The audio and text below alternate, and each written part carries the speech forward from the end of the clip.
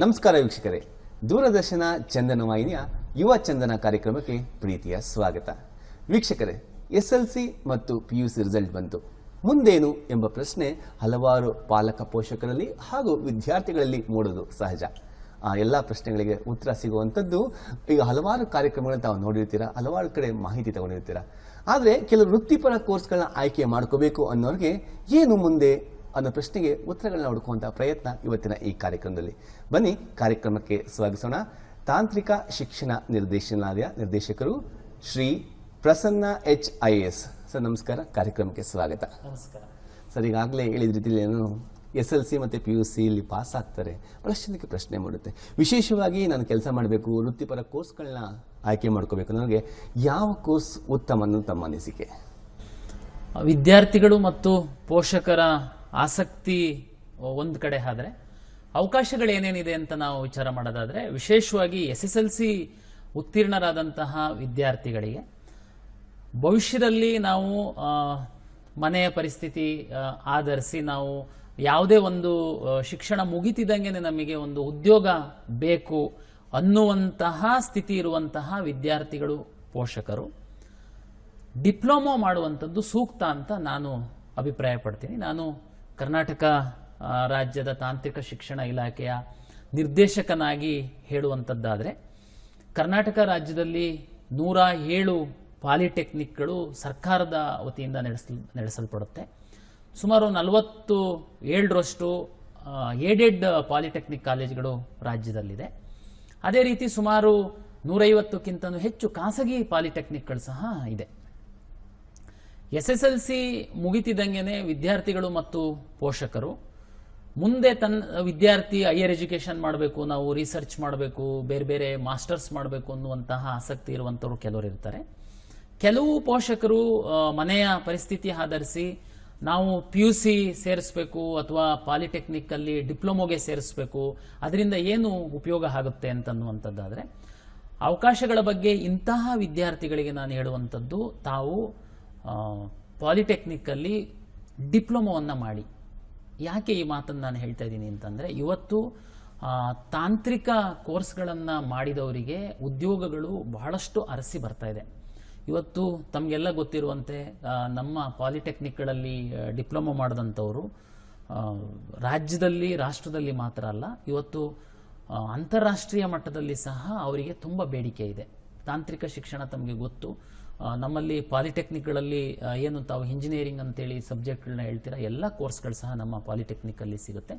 ಹಾಗಾಗಿ SSLC ಮುಗಿದಂತಹ ವಿದ್ಯಾರ್ಥಿಗಳು polytechnic ಅಲ್ಲಿ ಡಿಪ್ಲೊಮೊ ಮಾಡುವಂಥದ್ದು ಸಹ ಒಂದು ಮೊದಲ ಆದ್ಯತೆಯಾಗಿ ಪರಿಗಣಿಸಬಹುದು ಅನ್ನುವಂಥದ್ದು ನನ್ನ ಒಂದು ಅಭಿಪ್ರಾಯ. ಮತ್ತೆ ಎಲ್ಲ ಪಾಲಕ ಪೋಷಕರ ಒಂದು ಆಸೆ ಆಗಿರುತ್ತೆ, ಮಕ್ಕಳು ಉತ್ತಮ ಅಂಕ ತೆಗಿಬೇಕು ಅನ್ನೋದು. ಮತ್ತು ಎಲ್ಲರ ಆರ್ಥಿಕ ಪರಿಸ್ಥಿತಿ ನೀವು ಹೇಳ್ದಂಗೆ ಉತ್ತಮವಾಗಿರಲ್ಲ. ಸೊ ಹಾಗಾಗಿ ಡಿಪ್ಲೊಮೊ ಕೋರ್ಸನ್ನು ನಾವು ಆಯ್ಕೆ ಮಾಡ್ಕೋಬಹುದು. ಇನ್ನೊಂದು, PUCಯಲ್ಲಿ ಉತ್ತಮ ಅಂಕ ಗಳಿಸಿದವರು ಮೆಡಿಕಲ್ ಇಂಜಿನಿಯರಿಂಗ್ ಕೋರ್ಸ್ಗೆ ಹೋಗ್ತಾರೆ. PUCಯಲ್ಲಿ ಅಕಸ್ಮಾತ್ ಕಡಿಮೆ ಅಂಕ ಗಳಿಸಿದಂಥವ್ರು ಆರ್ಥಿಕವಾಗಿ ಮುಂದೆ ಹೈಯರ್ ಎಜುಕೇಷನ್ ಈ ಥರ ಕೋರ್ಸ್ ತಗೊಳ್ಳೋಕ್ಕಾಗದೇ ಇರೋರು ಡಿಪ್ಲೊಮೊ ಮಾಡಬಹುದಾ?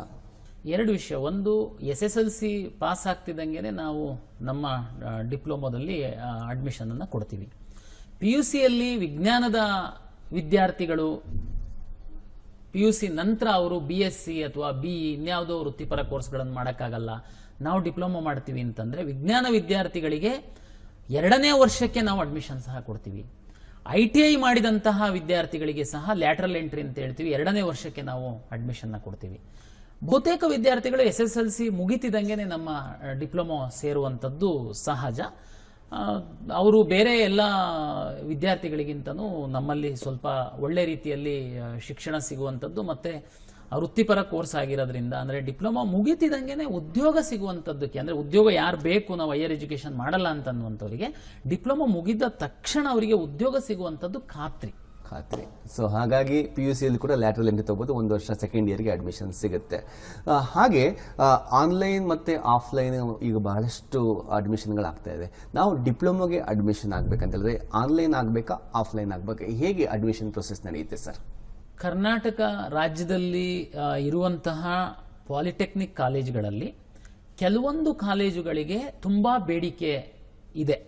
ಈ ಹಿನ್ನೆಲೆಯಲ್ಲಿ ನಾವೇನು ಮಾಡಿದ್ದೀವಿ, ಎಲ್ಲಿ ತುಂಬ ಬೇಡಿಕೆ ಅಂದರೆ ಒಂದು 100 ಅಷ್ಟು ಸೀಟ್ಗಳಿದೆ, ಹೆಚ್ಚು 100ಕ್ಕಿಂತನೂ ಹೆಚ್ಚು ಅರ್ಜಿಗಳು ಕಳೆದ 3-4 ವರ್ಷಗಳಲ್ಲಿ ಬಂದಿದೆ. ಅಂತಹ ಕಾಲೇಜುಗಳಿಗೆ ಆನ್ಲೈನ್ ಮೂಲಕ ನಾವು ಅರ್ಜಿಯನ್ನು, ಮೆರಿಟ್ ಲಿಸ್ಟನ್ನು ಸಹ ನಾವು ಪಬ್ಲಿಷ್ ಮಾಡಿದ್ದೀವಿ. 30ನೇ ತಾರೀಕು 31ನೇ ತಾರೀಕು ತನಕ ನಾವು ಎಕ್ಸ್ಟೆಂಡ್ ಮಾಡಿದ್ದೀವಿ ಅಡ್ಮಿಷನ್ಸಿಗೆ. ಅದರ ನಂತರ ಆಫ್ಲೈನು ಮುಂದಿನ 1 ತಿಂಗಳು ಆಫ್ಲೈನ್ ನಡೆಯುತ್ತೆ. ಈ ಬಹುಬೇಡಿಕೆ ಇರುವಂಥ ಕಾಲೇಜುಗಳಲ್ಲಿ ಆನ್ಲೈನು, ಬಹುಬೇಡಿಕೆ ಇಲ್ದಿರುವಂತಹ ಅಂದರೆ ಅದು ಬೇಡಿಕೆ ಅಂತಂದರೆ ಅಲ್ಲಿ ಪಾಪ್ಯುಲೇಷನ್ನು ಅದರ ಆಧಾರದ ಮೇಲೆಲ್ಲ ನಿರ್ಣಯ ಆಗುತ್ತೆ. ಅಂಥ ಕಾಲೇಜಲ್ಲಿ ಡೈರೆಕ್ಟ್ ಅಡ್ಮಿಷನ್ಸ್ ಇದೆ. ವಿದ್ಯಾರ್ಥಿಗಳು ನೇರವಾಗಿ ನಮ್ಮ ಹತ್ತಿರದ ಕಾಲೇಜುಗಳಿಗೆ ಹೋಗಿ ಅವರು ಅಡ್ಮಿಷನನ್ನು ಪಡೆಯಬಹುದು. ಸರ್ಕಾರಿ ಪಾಲಿಟೆಕ್ನಿಕ್ಗಳು ಬಹುತೇಕ ಎಲ್ಲ ಕಾಲೇಜುಗಳು, ಎಲ್ಲ ಜಿಲ್ಲೆ ಕೇಂದ್ರ ಸ್ಥಾನಗಳಲ್ಲಿ ಇದೆ, ಕೆಲವು ತಾಲೂಕು ಸ್ಥಾನಗಳಲ್ಲಿ, ಕೇಂದ್ರ ಸ್ಥಾನಗಳಲ್ಲಿ ಸಹ ಇದೆ. ಖಾಸಗಿ ಪಾಲಿಟೆಕ್ನಿಕ್ ಕಾಲೇಜುಗಳಿದೆ, ಅನುದಾನಿತ ಪಾಲಿಟೆಕ್ನಿಕ್ ಕಾಲೇಜುಗಳಿದೆ. ಹಾಗಾಗಿ ಅವರು ಈ ನಮ್ಮ ವೆಬ್ಸೈಟಲ್ಲಿ ಸಹ ಅವರು ನೋಡ್ಬೋದು. ತಮಗೆ ಈಗ ಸಾಕಷ್ಟು ಯೂಟ್ಯೂಬು, ಇನ್ಸ್ಟಾಗ್ರಾಮು, ಎಕ್ಸ್ ಖಾತೆಗಳನ್ನು ತಾವು ನೋಡ್ತಾ ಇರ್ತೀರ. ಈಗ ಕೆಲವೊಮ್ಮೆ ಏನಾಗುತ್ತೆ, ಬೇರೆಯವರು ಹೇಳುವಂಥದ್ದಕ್ಕಿಂತನೂ ಇಲಾಖೆಯ ಕಾಲೇಜುಗಳ ಬಗ್ಗೆ, ಇಲಾಖೆಯ ಒಂದು ಅಡ್ಮಿಷನ್ ಪ್ರಕ್ರಿಯೆಗಳ ಬಗ್ಗೆ, ಯಾವ್ಯಾವ ಕಾಲೇಜಲ್ಲಿ ಯಾವ್ಯಾವ ಕೋರ್ಸ್ಗಳಿದೆ ಅಂತನ್ನುವಂಥದ್ದು, ಈ ಎಲ್ಲ ಮಾಹಿತಿ ತಾಂತ್ರಿಕ ಶಿಕ್ಷಣ ಇಲಾಖೆಯ ಅಧಿಕೃತ ವೆಬ್ಸೈಟಲ್ಲಿ ನಾವು ಪ್ರತಿ ಏನು ಹೊಸ ಒಂದು ಗೈಡ್ಲೈನ್ಸ್ ಬರುತ್ತೆ, ಮಾರ್ಗಸೂಚಿ ಬರುತ್ತೆ, ನಾವು ಅಪ್ಡೇಟ್ ಮಾಡ್ತಿರ್ತೀವಿ. ವಿದ್ಯಾರ್ಥಿಗಳಲ್ಲಿ ಮತ್ತು ಪೋಷಕರಲ್ಲಿ ನನ್ನ ವಿನಂತಿ ಅಂತಂದರೆ, ಯಾರು ತಾಂತ್ರಿಕ ಶಿಕ್ಷಣವನ್ನು ಮಕ್ಕಳಿಗೆ ಕೊಡಿಸ್ಬೇಕು ಅಂತೇಳಿ ಇದ್ದೀರಾ, ತಾವು ಅಧಿಕೃತವಾದಂತಹ ನಮ್ಮ ವೆಬ್ಸೈಟನ್ನು ತಾವು ನೋಡಿ, ನಿಮಗೆ ಸಂಪೂರ್ಣ ಸರಿಯಾದ ಮಾಹಿತಿ ಸಿಗುತ್ತೆ. ಅಕ್ಷರಶಃ ಸತ್ಯವಾದ ಮಾತು. ಇವತ್ತು ಯಾವುದೋ ರೀಲ್ಸ್ ಮೊರೆ ಹೋಗ್ತಾರೆ, ಯಾವ ಸೈಬರ್ ಸೆಂಟರ್ಗೆ ಹೋಗ್ತಾರೆ, ಅನಧಿಕೃತ ಮಾಹಿತಿಗೆ ಬೀಳ್ತಾ ಇದ್ದಾರೆ. ಹಾಗೆ ಇನ್ನೊಂದು ಮಾತು ಹೇಳಿದ್ರಿ, ಮೇ 31 ತನಕ ಕೂಡ ಆನ್ಲೈನ್ ಅಪ್ಲಿಕೇಶನ್ ಇದೆ. ಎಲ್ಲಿವರೆಗೂ ಅಡ್ಮಿಷನ್ ಆಗೋ ಅವಕಾಶ ಇದೆ ಸರ್? ಯಾವ ಲಾಸ್ಟ್ ಡೇಟ್ ಸರ್ ಅಡ್ಮಿಷನ್? ಈಗ ಅಡ್ಮಿಷನ್ಸಿಗೆ ನಾವು ಆನ್ಲೈನಲ್ಲಿ ಅಪ್ಲಿಕೇಶನನ್ನು ಕರೆದು ಅದನ್ನು ಲಿಸ್ಟನ್ನು ಪಬ್ಲಿಷ್ ಮಾಡಿದ್ದೀವಿ. ಅದ್ರದ್ದು 31 ತನಕ ಅಡ್ಮಿಷನ್ಗೆ ನಾವು ಎಕ್ಸ್ಟೆಂಡ್ ಮಾಡಿದ್ದೀವಿ. ಆಫ್ಲೈನ್ ಅಡ್ಮಿಷನ್ಸು ಅದು ನಾವು ಟಾಪ್ ಕೆಲವು ಕಾಲೇಜುಗಳು ಮಾತ್ರ ಆನ್ಲೈನ್ ಆಫರ್ ಮಾಡಿದ್ದೀವಿ. ಉಳಿದಂಥ ಎಲ್ಲ ಕಾಲೇಜುಗಳು ಆಫ್ಲೈನಲ್ಲಿ ಅಡ್ಮಿಷನ್ಸ್ ನಡೀತಾ ಇದೆ. ಜೂನು ಪೂರ್ಣ ತಿಂಗಳಲ್ಲಿ ಅಡ್ಮಿಷನ್ಗೆ ಅವಕಾಶ ಇದೆ. ನಾನು ಹೇಳುವಂಥದ್ದು, SSLC ಆದಂಥ ವಿದ್ಯಾರ್ಥಿಗಳಿಗೆ ಈಗ ಕರ್ನಾಟಕ ರಾಜ್ಯದಲ್ಲಿ ಬಹುತೇಕ 90% ವಿದ್ಯಾರ್ಥಿಗಳ ಹಾದಿ ಎರಡೇನೆ, PUC ಬಿಟ್ಟರೆ ಡಿಪ್ಲೊಮೊ ಮತ್ತು ITI. ನಾನು ಹೇಳುವಂಥದ್ದು, ಡಿಪ್ಲೊಮೊಗೆ ಬರುವಂಥ ವಿದ್ಯಾರ್ಥಿಗಳು ಕಾಯುವಂಥ ಅಗತ್ಯ ಇಲ್ಲ. ಈಗಾಗಲೇ SSLC ರಿಸಲ್ಟ್ ಬಂದಿದೆ. ಯಾವುದು ಮರುಪರೀಕ್ಷೆ ಆಗ್ತಾ ಇರುವಂಥದ್ದು, ಈಗ ನಮಗೆ ಪರೀಕ್ಷೆ ನಡೀತಾ ಇದೆ, ಅದು ರಿಸಲ್ಟ್ ಬಂದ ಮೇಲೆ ಸಹ ನಾವು ಅವಕಾಶವನ್ನು ಕೊಡ್ತೀವಿ. ಯಾರು ಸ್ಪಷ್ಟ ನಿರ್ಧಾರ ಮಾಡ್ತೀರಾ ನೀವು, ವಿದ್ಯಾಭ್ಯಾಸ ಮುಗಿತಿದಂಗೆ ಉದ್ಯೋಗ ಬೇಕು ಅಂತನ್ನೋರು ನೇರವಾಗಿ ಹತ್ತಿರದ ಪಾಲಿಟೆಕ್ನಿಕ್ ಹೋಗಿ ಭೇಟಿಯಾಗಿ ತಾವು ಸೇರುವಂಥದ್ದು ಸೂಕ್ತ ಅಂತ. ಮತ್ತು ಇನ್ನೊಂದು ವಿಶೇಷ ಅಂತ ಹೇಳಿದ್ರೆ, ಡಿಪ್ಲೊಮೊದಲ್ಲಿ ಕೆಲವು ಯುನೀಕ್ ಕೋರ್ಸಸ್ ಇವೆ. ಅದು ಟ್ರಾವೆಲ್ ಆ್ಯಂಡ್ ಎಕ್ಸ್ಪ್ಲೋರ್ ಆಗಿರ್ಬೋದು, ಅಥವಾ ಸಿನಿಮಾಟೋಗ್ರಫಿ ಆಗಿರ್ಬೋದು, ಪ್ರಿಂಟಿಂಗ್ ಟೆಕ್ನಾಲಜಿ ಆಗಿರ್ಬೋದು.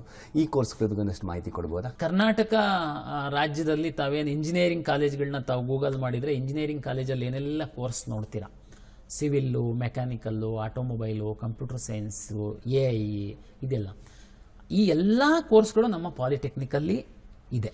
ಅದಲ್ಲದೆ ನಮ್ಮಲ್ಲಿ ವಿಶೇಷವಾಗಿ textile, printing technology, cinematography, food processing, ಇದೆಲ್ಲದೂ ತುಂಬ ಯುನಿಕ್ ಕೋರ್ಸಸ್ಸು, ತುಂಬ ಬೇಡಿಕೆ ಇರುವಂಥದ್ದು. ಈಗ ಉದಾಹರಣೆಗೆ ಹೇಳೋದಾದರೆ, ಬೆಂಗಳೂರಲ್ಲೇ ತಾವು ಅರಮನೆ ರಸ್ತೆಯಲ್ಲಿ ತಾವು ನೋಡ್ಬೋದು, ನಮ್ಮ ಪ್ರಿಂಟಿಂಗ್ ಟೆಕ್ನಾಲಜಿ ಕಾಲೇಜ್ ಇದೆ.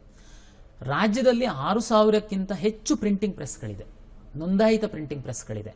ಆದರೆ ಅಧಿಕೃತವಾಗಿ ಒಂದು ಪ್ರಾಪರ್ ಟ್ರೈನ್ ಮಾಡಿ ಅವರಿಗೆ ಯಾರು ವಿದ್ಯಾರ್ಥಿಗಳನ್ನ ಕಳಿಸುವಂತಾರಿಲ್ಲ. ಆ ಕೆಲಸನ ನಮ್ಮ ಇಲಾಖೆ ಮಾಡ್ತಾ ಇದೆ. ನಮ್ಮ ಪ್ರಿಂಟಿಂಗ್ ಟೆಕ್ನಾಲಜಿನಲ್ಲಿ ತಾವು ಸೇರ್ಕೊಂತು ಅಂತಂದರೆ, ಲಾಸ್ಟ್ ಇಯರಲ್ಲಿ ಇದ್ದಾಗಲೇ 100% ಪ್ಲೇಸ್ಮೆಂಟು. ಪ್ರಿಂಟಿಂಗ್ ಪ್ರೆಸ್ ಅವರು ಲಾಸ್ಟ್ ಸೆಮಿಸ್ಟರ್ಲಿ ಇದ್ದಾಗಲೇ ಬಂದು ಒಂದು ಸ್ಮಾಲ್ ಇಂಟರ್ವ್ಯೂ ಮಾಡಿ ಬಹುತೇಕ ಎಲ್ಲರಿಗೆ ಅಪಾಯಿಂಟ್ಮೆಂಟ್ ಆರ್ಡರ್ ಕೊಡ್ತಾರೆ. ಅದೇ ರೀತಿ ಸಿನಿಮಾಟೋಗ್ರಫಿ ಮತ್ತು ಸೌಂಡ್ ಇಂಜಿನಿಯರಿಂಗ್, ಕೆಲವೊಬ್ಬರಿಗೆ ಪ್ಯಾಷನ್ ಇರುತ್ತೆ ಸ್ವಲ್ಪ ರೆಕಾರ್ಡಿಂಗು, ಎಡಿಟಿಂಗು ಮತ್ತು ಈ ಸೌಂಡ್ ಇಂಜಿನಿಯರಿಂಗ್ ಬಗ್ಗೆ, ಅದು ತುಂಬ ಬೇಡಿಕೆ ಇರುವಂತಹ ಕ್ಷೇತ್ರ. ಇವತ್ತೇನು ತಾವು IPL ಮ್ಯಾಚಸ್ ಎಲ್ಲ ನೋಡ್ತೀರಾ, ಬಹುತೇಕ ನಮ್ಮ ಕಾಲೇಜಿನ ವಿದ್ಯಾರ್ಥಿಗಳೇ ರೆಕಾರ್ಡಿಂಗ್ ಮಾಡುವಂಥದ್ದು ತಾವು ನೋಡಿದ್ದೀರಾ. ಹಾಗಾಗಿ ಅಲ್ಲಿ ಸಹ ತುಂಬ ಬೇಡಿಕೆ ಇರುವಂಥದ್ದು. ಇದೆಲ್ಲ ಕೋರ್ಸ್ಗಳು ನಮ್ಮಲ್ಲಿದೆ. ಅದಕ್ಕೆ ನಾನು ಹೇಳಿದ್ದು, ಅವಾಗ ಅಧಿಕೃತವಾಗಿ ನಮ್ಮ ವೆಬ್ಸೈಟ್ ನೋಡಿದರೆ ಸಾಕಷ್ಟು ಡಿಪ್ಲೊಮೊ ಕೋರ್ಸ್ಗಳು ತಮಗೆ ಕಂಡು ಬರುತ್ತೆ. ತಾವು ಆಸಕ್ತಿ ಇರುವಂತಹ ಕೋರ್ಸಲ್ಲಿ ತಾವು ಸೇರ್ಕೊಳ್ಬೋದು. ಹೌದು, ನಿಜವಲ್ಲೂ ಕೂಡ 100% ಪ್ಲೇಸ್ಮೆಂಟ್ ಆಗ್ತದೆ ಅಂತ ಹೇಳಿದ್ರೆ ಸಂತೋಷದ ವಿಷಯ. ಹೌದು, ಹಾಗೆ ನಮ್ಮ ಬೆಂಗಳೂರಿನ ವಿದ್ಯಾಕಾಶಿ ಅಂತ ಕರೀತಾರೆ. ಬಹಳಷ್ಟು ಕೋರ್ಸ್ಗಳಿಗೆ ಬೇರೆ ರಾಜ್ಯಗಳಿಂದ ಬಂದು ಓದಲಿಕ್ಕೆ, ಬೇರೆ ದೇಶಗಳಿಂದ ಕೂಡ ಓದಲಿಕ್ಕೆ ಬರ್ತಾರೆ.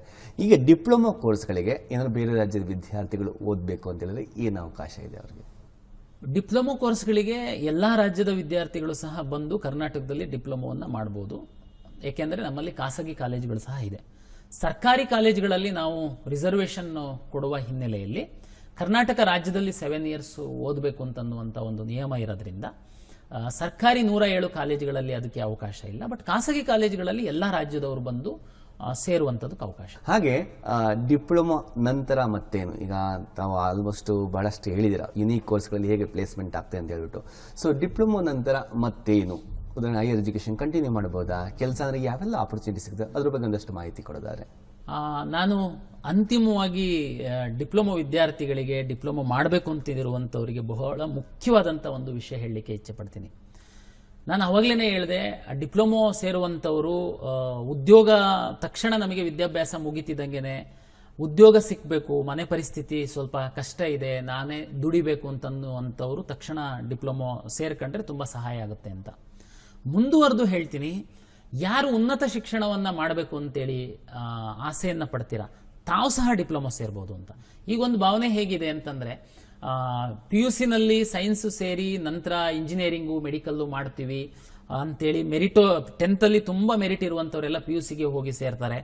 ಯಾರು PUC-ಯಲ್ಲಿ 10th ತುಂಬ ಕಡಿಮೆ ಮೆರಿಟ್ ಇರುವಂಥವ್ರು ಇದ್ದಾರೆ ಅವ್ರು ಮಾತ್ರ ಡಿಪ್ಲೊಮೊಗೆ ಬರ್ತಾರೆ ಅಂತ. ನಾನು ನಿಮಗೆ ಕ್ಲಾರಿಫೈ ಮಾಡ್ತೀನಿ ಇದನ್ನು. 10th ಆದಮೇಲೆ ತಾವು PUC-ಗೆ ಹೋಗಿ ಸೇರಿ 2 ವರ್ಷ PUC ಮಾಡ್ತೀರಾ. ಅದಾದಮೇಲೆ ನೀವು ಇಂಜಿನಿಯರಿಂಗ್ ಮಾಡಬೇಕು ಅನ್ನೋ ನಿಮ್ಮ ಕನಸಿರುತ್ತೆ, ತಾವು CET ಎಕ್ಸಾಮನ್ನು ಬರೀತೀರಾ. ಈ ವರ್ಷನೇ ಎಷ್ಟು ಜನ CET ಬರೆದ್ರು?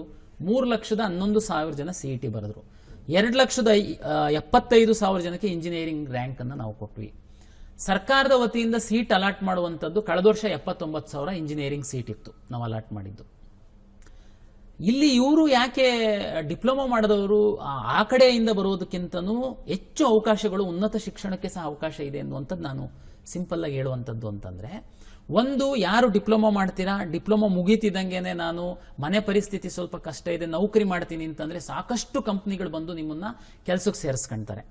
ಜೊತೆಗಿಲ್ಲ ನಾನು ಉನ್ನತ ಶಿಕ್ಷಣವನ್ನ ಮಾಡಬೇಕು ಅಂತಂದ್ರೆ ಕರ್ನಾಟಕ ಪರೀಕ್ಷಾ ಪ್ರಾಧಿಕಾರದ ವತಿಯಿಂದ ಪ್ರತಿ ವರ್ಷ DCET ಎಕ್ಸಾಮ್ ಅನ್ನ ನಾವು ಕಂಡಕ್ಟ್ ಮಾಡ್ತೀವಿ. DCET ಎಕ್ಸಾಮ್ ಏನಕ್ಕೆ? ಇಂಜಿನಿಯರಿಂಗಿಗೆ ಲ್ಯಾಟ್ರಲ್ ಎಂಟ್ರಿಯನ್ನು ನಾವು ಕೊಡ್ತೀವಿ. ಈಗ ನಿಮ್ಮ ಡಿಪ್ಲೊಮೊ ನಿಮ್ಮದು 3 ವರ್ಷ, ಇಂಜಿನಿಯರಿಂಗು 4 ವರ್ಷ, ಅಂದರೆ 7 ವರ್ಷ ಆಗುತ್ತೆ. PUC ಮಾಡಿದವರು ಡಿಪ್ಲೊಮೊ PUC 2 ವರ್ಷ, ಇಂಜಿನಿಯರಿಂಗ್ 4 ವರ್ಷ. ಬಟ್ ಡಿಪ್ಲೊಮೊ ವಿದ್ಯಾರ್ಥಿಗಳಿಗೆ ನಾವು ಇಂಜಿನಿಯರಿಂಗು 2ನೇ ವರ್ಷಕ್ಕೆ ನೇರ ಅಡ್ಮಿಷನ್ ಕೊಡ್ತೀವಿ. ಅಲ್ಲಿಗೆ PUC 2 ವರ್ಷ, ಇಂಜಿನಿಯರಿಂಗ್ 4 ವರ್ಷ, 6 ವರ್ಷ. ನಮ್ಮ ಡಿಪ್ಲೊಮೊ ಮಾಡಿದಂಥವರು 3 ವರ್ಷ ಡಿಪ್ಲೊಮೊ, ನೇರವಾಗಿ ಸೆಕೆಂಡ್ ಇಯರಿಗೆ ಅಡ್ಮಿಷನ್ ಆದರೆ ಇಲ್ಲಿ ಸಹ 3 ವರ್ಷ, ಅಂದರೆ 6 ವರ್ಷಕ್ಕೆ ಇವ್ರು ಸಹ ಇಂಜಿನಿಯರಿಂಗ್ ಮುಗಿಸ್ಬೋದು. ಅವ್ರಿಗಿಂತ ಇವರಿಗೆ ಅವಕಾಶಗಳು ಹೇಗೆ ಜಾಸ್ತಿ ನೋಡಿ. ಕಳೆದ ವರ್ಷ ನಮ್ಮಲ್ಲಿ ಟೋಟಲ್ 21,000 ಜನ ವಿದ್ಯಾರ್ಥಿಗಳು DCET ಎಕ್ಸಾಮನ್ನು ಬರೆದಿದ್ರು. ಸುಮಾರು ನಮ್ಮ ಹತ್ರ 18,000 ರಿಂದ 20,000 ಸೀಟ್ಗಳು ಲಭ್ಯ ಇತ್ತು. ಅಡ್ಮಿಷನ್ಸ್ 14,000 ಜನ ಆದರು. ಅಲ್ಲಿ ಆ ಕಡೆ DCET KCET ಬರೆದು ರ್ಯಾಂಕ್ ಬಂದು ಅಲ್ಲಿ ಹೋಗಿ ಸಹ ನೀವು ತಗೊಳ್ಬೋದು, ಇಲ್ಲ ಅಂತಲ್ಲ PUC ಮಾಡಿದವರು. ಬಟ್ ಅಲ್ಲಿಗಿಂತ ಇಲ್ಲಿ ಅವಕಾಶ ಜಾಸ್ತಿ. ಹೇಗೆ ಅಂತ ಹೇಳ್ತೀನಿ. ಯಾವುದೇ ಒಂದು ಕಾಲೇಜಲ್ಲಿ 100 ಸೀಟು ಕಂಪ್ಯೂಟರ್ ಸೈನ್ಸಲ್ಲಿ ಇದೆ ಅಂತಂದ್ರೆ ಆ 100 ಸೀಟಿಗೆ 10% ಸೀಟ್ಗಳ ಡಿಪ್ಲೊಮೋದಿಂದ ಯಾರು ಬರ್ತಾರೆ ಅವರಿಗೋಸ್ಕರ ರಿಸರ್ವ್ ಮಾಡಿಟ್ಟಿದೆ ಸರ್ಕಾರ. AICT ಮಾರ್ಗಸೂಚಿ ಅಂತೆ. ನಾನು ಕ್ಲಿಯರ್ ಆಗಿ ಹೇಳ್ತೀನಿ, 100 ಸೀಟು ಕಂಪ್ಯೂಟರ್ ಸೈನ್ಸ್ ಅಲ್ಲಿ ಯಾವುದೊಂದು ಟಾಪ್ ಕಾಲೇಜಲ್ಲಿ 100 ಸೀಟ್ ಅವರಿಗೆ ಪರ್ಮಿಷನ್ ಇದೆ. ಅವ್ರನ್ನ ಫಸ್ಟ್ ಇಯರ್ಗೆ 100 ಸೀಟು ವಿದ್ಯಾರ್ಥಿಗಳನ್ನ ಅಡ್ಮಿಷನ್ ಮಾಡ್ಕೊಳ್ತಾರೆ. ಸೆಕೆಂಡ್ ಇಯರ್ ಯಾರು ಡಿಪ್ಲೊಮಾ ಮುಗಿಸಿ ಸೆಕೆಂಡ್ ಇಯರ್ ನೇರ ಬರ್ತಾರೆ ಅವರಿಗೆ ಆ 100 ಸೀಟಿಗೆ 10%, ಅಂದ್ರೆ 10 ಸೀಟು ಈ ಮಕ್ಕಳಿಗೋಸ್ಕರ ರಿಸರ್ವ್ ಮಾಡಿಟ್ಟಿದ್ದಾರೆ. ಅಂದ್ರೆ ನೀವು ನಮ್ಮ DCET ಎಕ್ಸಾಮ್ ಬರೀಬೇಕು, ಲ್ಯಾಟ್ರಲ್ ನೇರ ಸೆಕೆಂಡ್ ಇಯರಿಗೆ ಹೋಗಬೇಕು. ಮತ್ತೆ ಯಾರು ಫಸ್ಟ್ ಇಯರ್ B ಮಾಡಿರ್ತಾರೆ ನೀವು ನೇರವಾಗಿ ಸೆಕೆಂಡ್ ಇಯರಿಗೆ ಹೋಗ್ತೀರಾ. ನಾವು ಇಲ್ಲಿ 3 ವರ್ಷ ತಾವು ಡಿಪ್ಲೊಮಾ ಮಾಡಿ ಬಂದಿರೋದ್ರಿಂದ ನೀವು ಏನು 1 ವರ್ಷ ಅವ್ರು ಕಲ್ತಿರ್ತಾರೆ, 2 ವರ್ಷ PUC ಮತ್ತೆ 1 ವರ್ಷ ಇಂಜಿನಿಯರಿಂಗ್ ಮಾಡಿರ್ತಾರೆ, ಅವ್ರಕ್ಕಿಂತನೂ ನಮ್ಮ ಡಿಪ್ಲೊಮೋದಿಂದ ಲ್ಯಾಟರಲ್ ಎಂಟ್ರಿ ಮೂಲಕ BEಗೆ ಹೋದವ್ರದ್ದು ಪರ್ಫಾರ್ಮೆನ್ಸ್ ತುಂಬಾ ಚೆನ್ನಾಗಿದೆ ಅನ್ನುವಂಥದ್ದು ಒಂದು ಸಾಮಾನ್ಯವಾದಂಥ ಇಂಜಿನಿಯರಿಂಗ್ ಕಾಲೇಜಿನ ಅಭಿಪ್ರಾಯ. ಹಾಗಾಗಿ ಡಿಪ್ಲೊಮೋದಲ್ಲಿ ಕೇವಲ ಕಡಿಮೆ ಅಂಕಗಳಿದ್ದವರು ಡಿಪ್ಲೊಮಾ ಸೇರಬೇಕು ಅಂತಲ್ಲ, ಹೆಚ್ಚಿನ ಅಂಕಗಳಿದ್ದವರು ಸಹ ತಾವು ಡಿಪ್ಲೊಮೊ ಸೇರಿ ಲ್ಯಾಟ್ರಲ್ ಎಂಟ್ರಿ ಮೂಲಕ ಸೆಕೆಂಡ್ ಇಯರ್ ಇಂಜಿನಿಯರಿಂಗ್ ಬಂದು ತಾವು ಇಂಜಿನಿಯರಿಂಗ್ ಮುಗಿಸ್ಬೋದು. ಇಲ್ಲ ನನಗೆ ಇಂಜಿನಿಯರಿಂಗ್ ಮುಗಿಸಲ್ಲ, ನಾನು ಕೆಲಸಕ್ಕೆ ಹೋಗ್ತೀನಿ ಅಂತಂದ್ರೆ, ಅದೇ ಅಲ್ಲಿ PUC ಮುಗಿಸಿದ್ರೆ ನೀವು ತಕ್ಷಣ ಯಾರು ಕೆಲಸ ಕೊಡಲ್ಲ, ನಿಮಗೆ ಹೈಯೆಸ್ಟ್ ಡಾಟಾ ಎಂಟ್ರಿ ಆಪರೇಟರ್ ಕೊಡ್ತಾರೆ. ಅದೇ ನೀವು ಇಲ್ಲಿ 3 ವರ್ಷ ಡಿಪ್ಲೊಮಾ ಮುಗಿಸ್ತು ಅಂತಂದ್ರೆ, ನೀವು ತುಂಬಾ ಪರ್ಫಾರ್ಮೆನ್ಸ್ ಚೆನ್ನಾಗಿತ್ತು, ತುಂಬಾ ಡೆಡಿಕೇಟೆಡ್ ಇದ್ರಿ ಅಂತಂದ್ರೆ ತಮಗೆ ಒಳ್ಳೊಳ್ಳೆ ಕಂಪ್ನಿನಲ್ಲಿ ತಮಗೆ ಲಭ್ಯ ಇದೆ. ಹಾಗಾಗಿ SSLC ಮುಗಿಸಿದವರಿಗೆ ಡಿಪ್ಲೊಮಾ ಸಹ ಒಂದು ಉತ್ತಮವಾದಂತಹ ಕೋರ್ಸ್ ಅಂತ ಹೇಳಲಿಕ್ಕೆ ನಾನು ಇಚ್ಛೆ ಪಡ್ತೀನಿ. ಡಿಪ್ಲೊಮಾ ತಗೊಂಡ್ಮೇಲೆ ವೃತ್ತಿಪರವಾಗಿ ಕೆಲಸವನ್ನು ಮುಂದುವರಿಸಬಹುದು, ಇಲ್ಲಾಂದ್ರೆ ಉನ್ನತ ಶಿಕ್ಷಣದಲ್ಲೂ ಕೂಡ ವಿಶೇಷವಾಗಿ ಇಂಜಿನಿಯರ್ ಅಂತ ಒಂದು ವಿದ್ಯಾಭ್ಯಾಸಕ್ಕೆ ಬಹಳಷ್ಟು ಒಳ್ಳೆಯ ಫೌಂಡೇಶನ್ ಹಾಕೊಡುತ್ತೆ ಡಿಪ್ಲೊಮಾ ಅಂತ ಹೇಳಿ. ಹಾಗೆ ತಾವು ಕರ್ನಾಟಕ ಪರೀಕ್ಷಾ ಪ್ರಾಧಿಕಾರದ ಕಾರ್ಯನಿರ್ವಾಹಕ ನಿರ್ದೇಶಕರಾಗಿ ಕೂಡ ಕೆಲಸ ಮಾಡ್ತಾ ಇದ್ದೀರಾ. ಈ ಬಾರಿಯ CETಯ ಪ್ರೊಸೆಸ್ ಯಾವ ಹಂತದಲ್ಲಿ ಅಂತ ಹೇಳ್ಬೋದಾ? ಕರ್ನಾಟಕ ಪರೀಕ್ಷಾ ಪ್ರಾಧಿಕಾರ KCET 2025 ಈಗಾಗಲೇ ನಾವು ರಿಸಲ್ಟ್ ಅನ್ನ ಪಬ್ಲಿಷ್ ಮಾಡಿದ್ದೀವಿ. ನಾವು ಈಗ ನೆಕ್ಸ್ಟ್ ಕೌನ್ಸಿಲಿಂಗ್ ಶುರು ಮಾಡಬೇಕು. ಕರ್ನಾಟಕ ರಾಜ್ಯದಲ್ಲಿ ಕಂಬೈನ್ಡ್ ಸೀಟ್ ಅಲಾಟ್ಮೆಂಟ್ ಅಂತೇಳಿ ನಾವು ಮಾಡ್ತೀವಿ. ಅಂದರೆ ಯಾವುದೆಲ್ಲ ವೃತ್ತಿಪರ ಕೋರ್ಸ್ಗಳಿದೆ ಅದಕ್ಕೆ ಒಮ್ಮೆನೆ ಕೌನ್ಸಿಲಿಂಗ್ ಮಾಡುವಂಥದ್ದು. ಈ ಹಿಂದೆ ಕರ್ನಾಟಕ ಪರೀಕ್ಷಾ ಪ್ರಾಧಿಕಾರ ನಡೆಸುವಂತಹ CET ಆಧಾರದ ಮೇಲೆನೆ ಮೆಡಿಕಲ್ಲು, ಡೆಂಟಲ್ಲು, ಆಯುಷ್ ಕೋರ್ಸ್ಗಳಿಗೆ ಸಹ ನಾವು ಸೀಟನ್ನು ಅಲಾಟ್ ಮಾಡ್ತಾ ಇದ್ವಿ. ನೀಟ್ ಪರೀಕ್ಷೆ ಬಂದ ನಂತರ ನೀಟ್ ಪರೀಕ್ಷೆ ಆಧರಿಸಿ ಈ 3 ವೈದ್ಯಕೀಯ ಕೋರ್ಸ್ಗಳಿಗೆ ನಾವು ಸೀಟ್ ಹಂಚಿಕೆ ಮಾಡಬೇಕಾಗುತ್ತೆ. ಉಳಿದಂತೆ ಇಂಜಿನಿಯರಿಂಗು ಮತ್ತೆ agriculture, horticulture, veterinary, forestry, nursing, B pharma, D pharma ಇದಕ್ಕೆಲ್ಲದಕ್ಕೂ ನಮ್ಮ KCET ರಿಸಲ್ಟ್ ಆಧರಿಸಿ ನಾವು ಸೀಟ್ ಹಂಚಿಕೆ ಮಾಡುವಂಥದ್ದು. ರಿಸಲ್ಟ್ ಪಬ್ಲಿಷ್ ಮಾಡಿದ್ದೀವಿ. ಡಾಕ್ಯುಮೆಂಟ್ ವೆರಿಫಿಕೇಶನ್ 90% ಮುಗಿದಿದೆ. ಮೆಡಿಕಲ್ ರಿಲೇಟೆಡ್ ಯಾರು PH ಕ್ಲೈಮ್ ಮಾಡಿದ್ದಾರೆ ಅದು ವೆರಿಫಿಕೇಶನ್ ನೆಕ್ಸ್ಟ್ ವೀಕಲ್ಲಿ ಫಿಕ್ಸ್ ಮಾಡಿದ್ದೀವಿ. ನೀಟ್ ರಿಸಲ್ಟ್ ಬಂದ ನಂತರ ಕರ್ನಾಟಕ ರಾಜ್ಯದ ಎಷ್ಟು ವಿದ್ಯಾರ್ಥಿಗಳು ನೀಟನ್ನು ಬರೆದಿದ್ದಾರೆ, ಏನೆಲ್ಲ ರ್ಯಾಂಕ್ ಬಂದಿದೆ ಅನ್ನುವಂಥದ್ದನ್ನ ನ್ಯಾಷನಲ್ ಟೆಸ್ಟಿಂಗ್ ಏಜೆನ್ಸಿ ಅವರು ನಮಗೆ ಡಾಟಾವನ್ನು ಕೊಡ್ತಾರೆ. ಅದರ ನಂತರ ನಾವು ಕೌನ್ಸಿಲಿಂಗ್ ಪ್ರಕ್ರಿಯೆಯನ್ನು ಶುರು ಮಾಡ್ತೀವಿ. ಕೌನ್ಸಿಲಿಂಗ್ ಸಹ ನಾವು ನೀಟು ರಿಸಲ್ಟ್ ಬರೋದ್ರ ಜೊತೆಗೆ ಈ ಯಾವುದೆಲ್ಲ ಕೋರ್ಸನ್ನು ನಾವು ಅಲಾಟ್ ಮಾಡ್ತೀವಿ, ಇಂಜಿನಿಯರಿಂಗು, ಮೆಡಿಕಲ್ಲು, ಡೆಂಟಲ್ಲು, ಆಯುಷು ಮತ್ತು ನರ್ಸಿಂಗು, ವೆಟರ್ನರಿ, ಇದೆಲ್ಲದಕ್ಕೂ ಯಾವ್ಯಾವ ಕಾಲೇಜಲ್ಲಿ ಎಷ್ಟೆಷ್ಟು ಸೀಟ್ಗಳಿದೆ, ಆ ಸೀಟ್ಗಳಲ್ಲಿ ಯಾವ್ಯಾವ ರಿಸರ್ವೇಷನ್ಗೆ ಆ ಸೀಟ್ಗಳು ನಿಗದಿ ಆಗಿದೆ, ಈ ಎಲ್ಲದನ್ನ ಆಯಾಯ ಇಲಾಖೆಯವರು ನಮಗೆ ಕೊಡಬೇಕು. ಸೀಟ್ ಮ್ಯಾಟ್ರಿಕ್ಸ್ ಅಂತ ಹೇಳ್ತೀವಿ. ಅದು ಬಹುತೇಕ ಮುಂದಿನ 10 ಡೇಸ್ ಒಳಗಡೆ ನಮಗೆ ಆ ಸೀಟ್ ಮ್ಯಾಟ್ರಿಕ್ಸ್ ಬರುತ್ತೆ. ನಮ್ಮ ವೆಬ್ಸೈಟಲ್ಲಿ ಸಹ ಪಬ್ಲಿಷ್ ಮಾಡ್ತೀವಿ.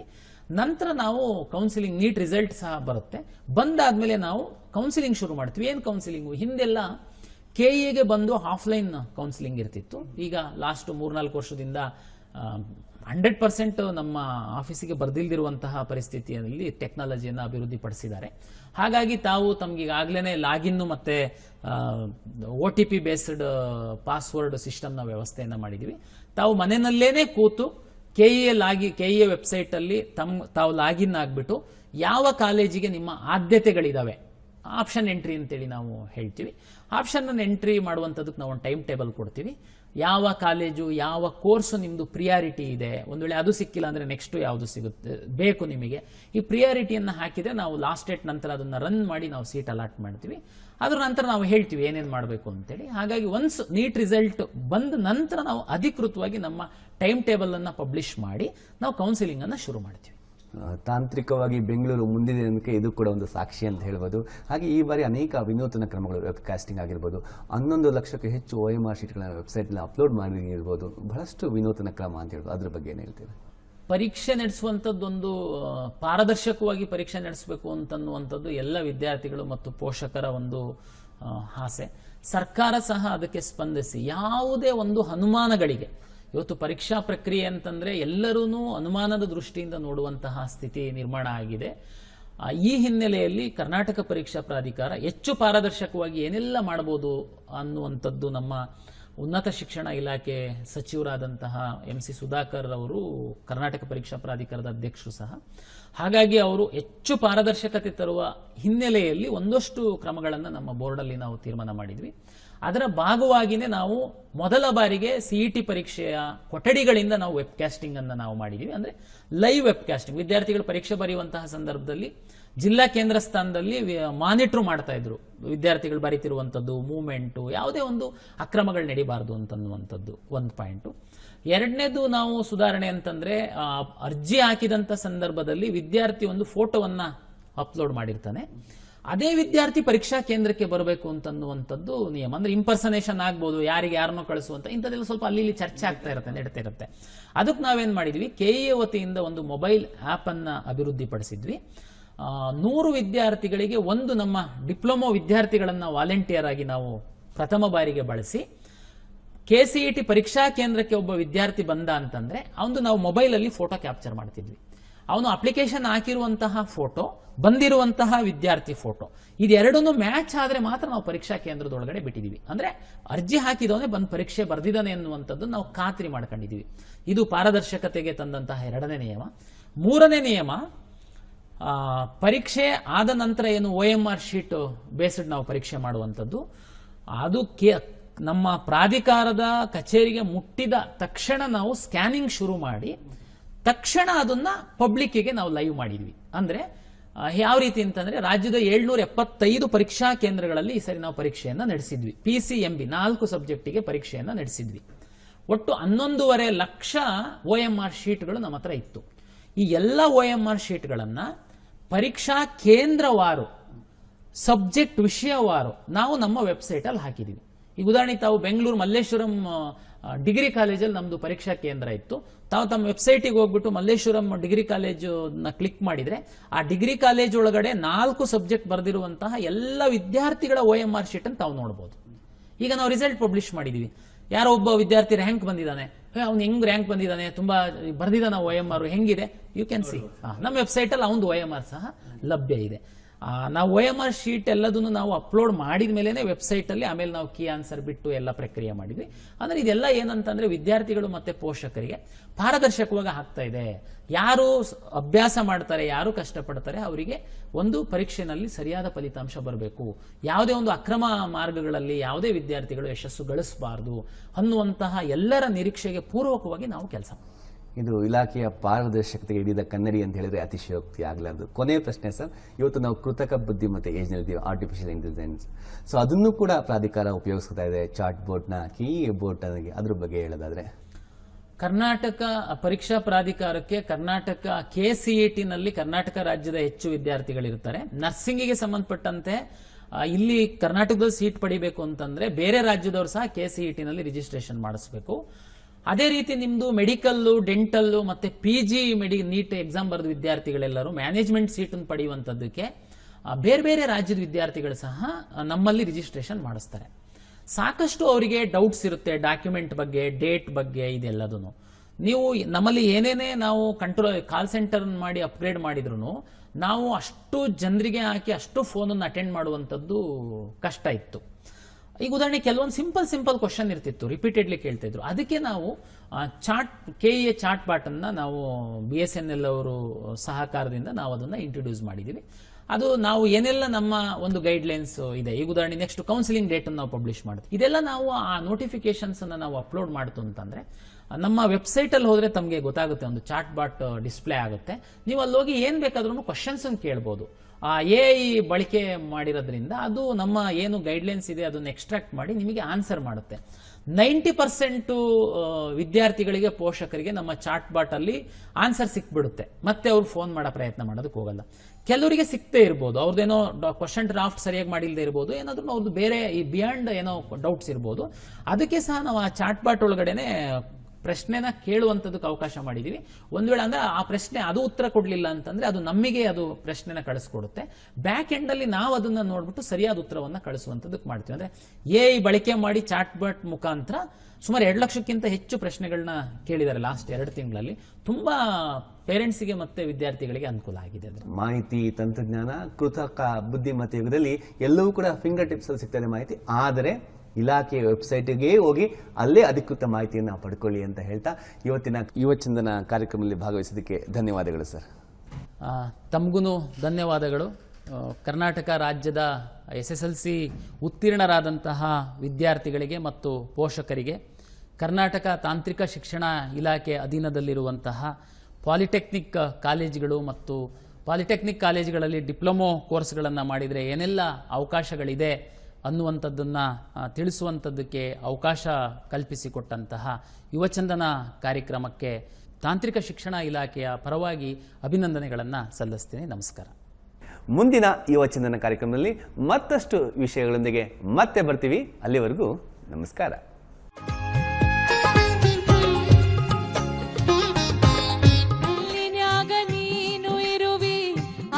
ನಾವು ನಂಬಿವಿ ಕಲ್ಲಿನ್ಯಾಗ ಇಲ್ಲ ಶಿವನೇ ನೀನೆ ಕಲ್ಲಾಗಿರುವಿ ಕಲ್ಲಾಗ ನೀನಿಲ್ಲ ಶಿವ ಶಿವನಿ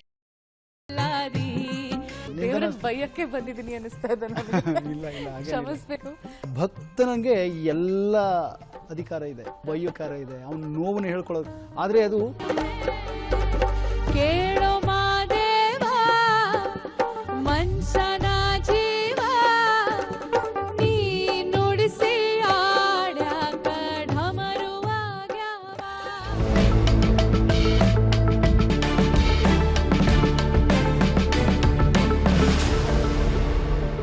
ಕ್ವಾಂಟಮ್ ಟೆಕ್ನಾಲಜಿನ ಯೂಸ್ ಮಾಡ್ತಾ ಇದ್ದೀರಾ. ಏನು ಇದು ಕ್ವಾಂಟ್ 2D?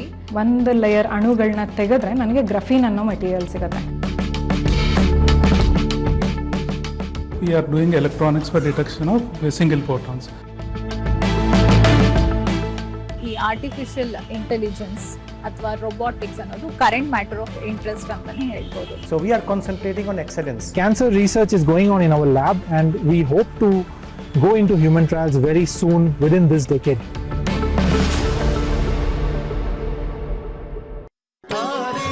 ನೃತ್ಯವು ಭಾರತೀಯ ಸಂಸ್ಕೃತಿಯಲ್ಲಿ ಅತ್ಯಂತ ಪ್ರಾಚೀನ ಕಲೆ.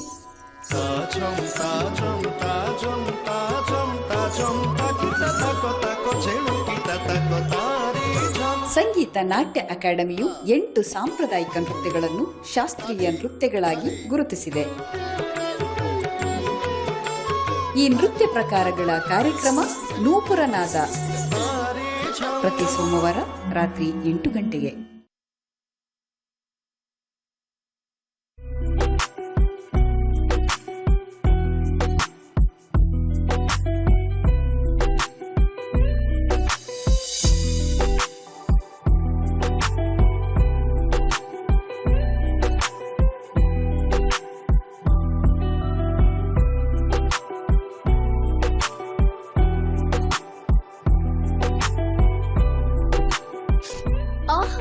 ರುಚಿ ಪ್ರತಿ ಶನಿವಾರ ಮಧ್ಯಾಹ್ನ 3 ಗಂಟೆಗೆ.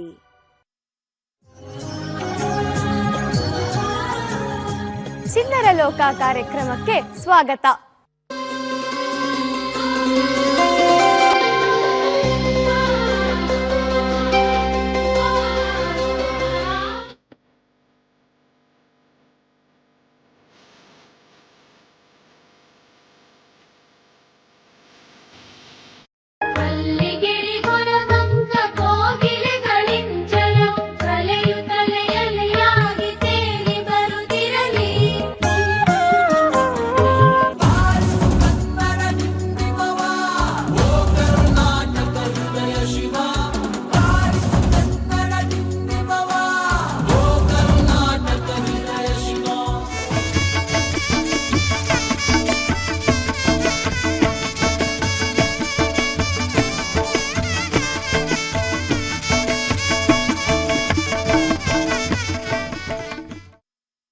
ನಿಮ್ಮ ನೆಚ್ಚಿನ ಚಂದನ ವಾಹಿನಿಯಲ್ಲಿ ಶೀಘ್ರದಲ್ಲೇ ಶುರುವಾಗ್ತಾ ಇದೆ ಹೊಸ ವಿನೂತನ ಕಾರ್ಯಕ್ರಮ ಸ್ಮಾರ್ಟ್ ಸೊಸೆಯಂದಿರು.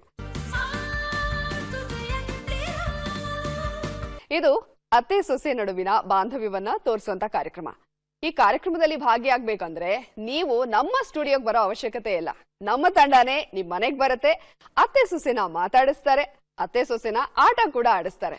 ಇಲ್ಲಿ ಅತ್ತೆ ಸೊಸೆ ಇಲ್ಲ ಅಂದ್ರೆ ಇಬ್ರು ಓರ್ಗಿತಿಯರು ಕೂಡ ಈ ಕಾರ್ಯಕ್ರಮದಲ್ಲಿ ಭಾಗಿಯಾಗಬಹುದು.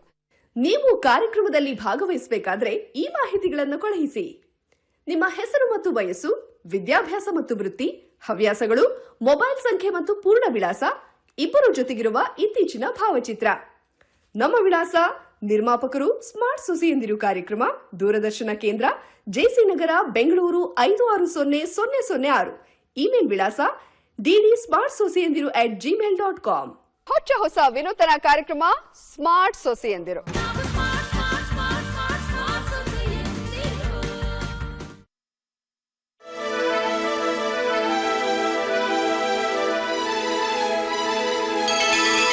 ಬಾರಿಸು ಕನ್ನಡ ಡಿಂಡಿಮವ ದೂರದರ್ಶನ ಚಂದನ.